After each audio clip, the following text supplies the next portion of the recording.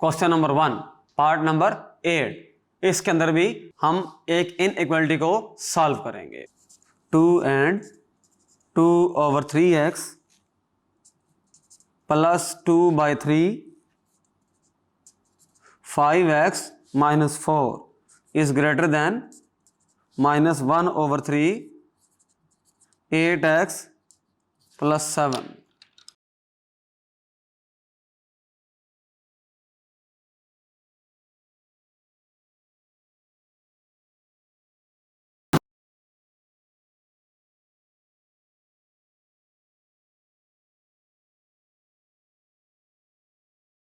इसमें हमने ये किया कि पहले ब्रैकेट्स को ओपन करके जो चीज़ें मल्टीप्लाई हो रही थी मल्टीप्लाई करके स्ट्रेट कर दिया।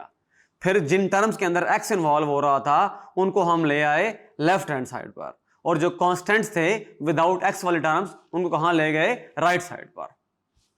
एलसीएम आ जाएगा 3, इधर भी एलसीएम आ जाएगा 3। 26x डिवाइड बाई 3 1/3 3 कैंसिल हो जाएगा। 26x greater than 1, x is greater than 1/26। तो हम सॉल्यूशन सेट में लिख सकते हैं x such that x belongs to set of real number and x is greater than 1/26।